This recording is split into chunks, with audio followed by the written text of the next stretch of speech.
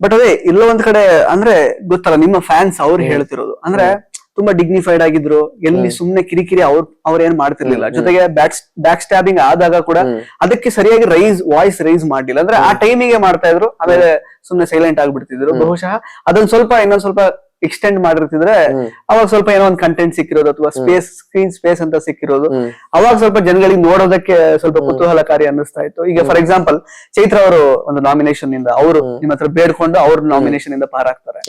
ಅದಾದ್ಮೇಲೆ ನಿಮಗೆ ವಾಪಸ್ ಅದು ಬ್ಯಾಕ್ ಸ್ಟ್ಯಾಬಿಂಗ್ ಆಗುತ್ತೆ, ಬಿಕಾಸ್ ಅವ್ರು ಸೆಲೆಕ್ಟ್ ಮಾಡ್ಬೇಕಾಗಿರುತ್ತೆ. ಅಲ್ಲಿ ಇವ್ರನ್ನ ಸೆಲೆಕ್ಟ್ ಮಾಡ್ತಾರೆ, ತ್ರಿವಿಕ್ರಮ್ ಅವ್ರನ್ನ. ಬಟ್ ಆ ಮೂಮೆಂಟ್ ಅಲ್ಲಿ ನೀವು ರಿಯಾಕ್ಟ್ ಮಾಡಿದ್ರಿ, ಅಯ್ಯೋ ನಾವೆಲ್ಲ ಯಾಕೆ ಇರ್ಬೇಕು ಇಲ್ಲಿ, ಯಾಕೆ ಆಟ ಆಡ್ಬೇಕು ಹಂಗೆ ಹಿಂಗೆ ಅಂತ. ಬಟ್ ಅದು ಅಲ್ಲಿಗೆ ನಿಂತೋಗಿದ್ದು ಎಲ್ಲ ಒಂದ್ ಕಡೆ ಅಂದ್ರೆ ಅದನ್ನ ಸ್ವಲ್ಪ ಮುಂದುವರಿಸಬೇಕಿತ್ತು ಅನ್ನೋ ತರ ಅವರಿಗೆ ಭಾವನೆ ಇದೆ. ಜೊತೆಗೆ ಜೊಲ್ಲ ಅಂತ ಹೇಳಿದಾಗ್ಲು ಅದನ್ನ ಫುಟೇಜ್ ಬೇಕು ಅಂತಂದ್ರೆ, ಬಟ್ ಅದು ಸ್ಟಾಪ್ ಆಯ್ತು. ಆತರ ಅಂದ್ರೆ ರಿವರ್ಟ್ ಬ್ಯಾಕ್ ಮಾಡ್ಬೇಕಿತ್ತು. ಅದ್ ಸ್ವಲ್ಪ ಚೆನ್ನಾಗಿರ್ತಿದ್ರೆ ನೀವು, ಬಟ್ ಅವ್ರನ್ನ ಅಕ್ಸೆಪ್ಟ್ ಮಾಡ್ಕೊಂಡ್ಬಿಟ್ರಿ ತಂಗಿ ಅಂತಾನೆ. ಅದು ನಿಮ್ಮ ಲೈಕ್ ವರ್ತನೆ ಹಂಗೆ ಇರೋದು. ಬಟ್ ಜನಗಳಿಗೆ ಅದೆಲ್ಲೋ ಸ್ವಲ್ಪ ಅದು ಇಷ್ಟ ಆಗ್ಲಿಲ್ಲ ಅಂತ ಅನ್ಸುತ್ತೆ ಅಂತ ನನ್ನ ಪ್ರಕಾರ. ನಾವಲ್ಲಿ 24 ಗಂಟೆಗಳ ಕಾಲ ಕಳಿತೀವಿ.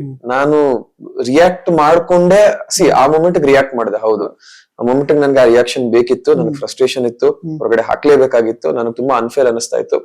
ಅದನ್ನೆಲ್ಲ ಮಾಡಿದೆ. ಎಷ್ಟು ಅಂತ ಕ್ಯಾರಿ ಮಾಡ್ಲಿ? ದಿನದ 24 ಗಂಟೆ ಅದನ್ನ ಕ್ಯಾರಿ ಮಾಡ್ತಾ ಕೂತ್ಕೊಂಡ್ರೆ ನೆಕ್ಸ್ಟ್ ಡೇ ನನಗೆ ಟಾಸ್ಕ್ ಇತ್ತು. ಆ ವಾರನ ನಾನು ಕಂಪ್ಲೀಟ್ ಮಾಡ್ಬೇಕಾಗಿತ್ತು. ಬಾಟಮ್ ಅಲ್ಲಿ ಇದ್ದೆ, ಟೇಬಲ್ ಬಾಟಮ್ ಅಲ್ಲಿ ಇದ್ದೆ. ನನ್ನ ಲಾಸ್ಟ್ ಪಾಯಿಂಟ್ಸ್ ನಮ್ದಾಗಿತ್ತು, ನಂದು ಚೈತ್ರಂದು. ಅಂಡ್ ನನ್ನ ಫ್ರೆಂಡ್ಸೇ ತುಂಬಾ ಜನ ಬಂದು ಹೇಳಿದ್ರು, ಯಾವ ಉದ್ದೇಶಕ್ಕೋಸ್ಕರ ಬಂದಿದ್ಯಾ, ಯಾರಿಗೋಸ್ಕರ ಆಡ್ತಿದ್ಯಾ ನೀನು? ನಿನ್ ಟಾಸ್ಕ್ ಆಡ್ದಂಗೆ ನನ್ ಜೋಡಿನೇ ಬರ ಅನ್ಬಿಟ್ಟು ಬೆಳ್ಕಿತ್ತಾಕ್ಬಿಟ್ಟು ಹೋಗ್ಬಿಟ್ರೆ ನೀನು ಏನ್ ಪ್ರೂವ್ ಮಾಡಕ್ ಹೊರಟಿದ್ಯಾ?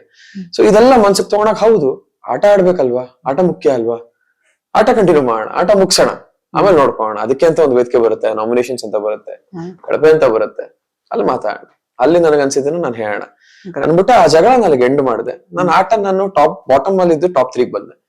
ಸೊ ಅದು ನನ್ನ ಆಟ. That is me, that is Shishir. ಸುಮ್ನೆ ಅನಾವಶ್ಯಕವಾಗಿ ಅದನ್ನ ಡ್ರಾಗ್ ಮಾಡ್ಕೊಂಡು ಹೋದಷ್ಟು ಅದೊಂದು ಬ್ಯಾಗೇಜ್ ನನಗೆ ಆಗ್ತಾ ಹೋಗುತ್ತೆ, ಅದನ್ನ ಬರ್ಡನ್ ನಂತರೆಲ್ಲ ಕುತ್ಕೋತಾ ಹೋಗುತ್ತೆ. ಅದನ್ನ ಇಟ್ಕೊಂಡು ನಾನು 24 ಗಂಟೆ ಕಾಲ ಕಳಿಯಕ್ ಆಗಲ್ಲ ಅದೇ ವ್ಯಕ್ತಿ ಜೊತೆ. ಸೊ ಅದು ಚೈತ್ರನ್ ವಿಚಾರದಲ್ಲಿ ಆಗಿದ್ದು. ಅಂಡ್ ತ್ರಿವಿಕ್ರಮ್ ಮತ್ತೆ ಚೈತ್ರನ್ ವಿಚಾರದಲ್ಲಿ ಆದಾಗ್ಲೂ ಅಷ್ಟೇ.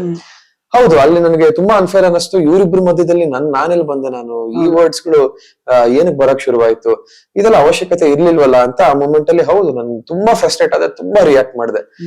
ಇದನ್ನ ನಾನೇ ಕಂಟಿನ್ಯೂ ಮಾಡಿದಿದ್ರೆ ಇದಕ್ ನಾನೇ ಸೊಪ್ಪಾಗ್ದಂಗಾಗಿರೋದು, ಇದ್ರ ಬಗ್ಗೆ ನಾನೇ ಜಾಸ್ತಿ ಮಾತಾಡ್ದಂಗಾಗಿರೋದು. ಯಾಕಂದ್ರೆ ಸುರೇಶ್ ಅಣ್ಣಂದು ರಜತದು ಇನ್ಸಿಡೆಂಟ್ ಆದಾಗ ಹೇಳ್ಕೊಂಡ್ ಜಾಸ್ತಿ ಮಾಡ್ಕೊಂಡಿದ್ ಸುರೇಶ್ ಅಣ್ಣ.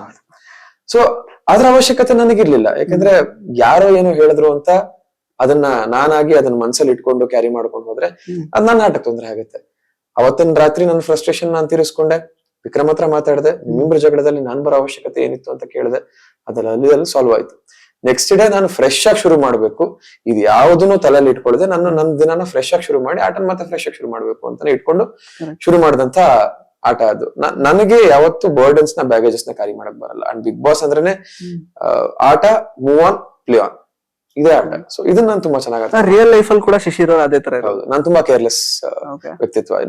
ನಿನ್ಗೆ ಏನಾದ್ರು ಮಾತಾಡ್ತಾ ಇದ್ದಾರೆ ಅಂದ್ರೆ ಬಿಡುಗರು, ಅವ್ನ್ ಬಾಯಿ ಮಾತಾಡ್ತಾನೆ, ಎಷ್ಟೊತ್ತು ಅಂತ ಮಾತಾಡ್ತಾನೆ, ಬಾಯಿ ನೋವರೆಗೂ ಮಾತಾಡ್ತಾನೆ, ಆಮೇಲೆ ಮಾತಾಡ್ತಾನೆ, ಅವ್ನು ಮಾತಾಡೋನ್ ಅಲ್ಲೇ ಇರ್ತಾನೆ. ನನ್ ಪಡೆದ್ ನಾನು ಕೆಲಸ ಮಾಡ್ಕೊಂಡು ಹೋಗೋಣ, ನಾನು ಇರೋದೇ ಹೆಂಗೆ.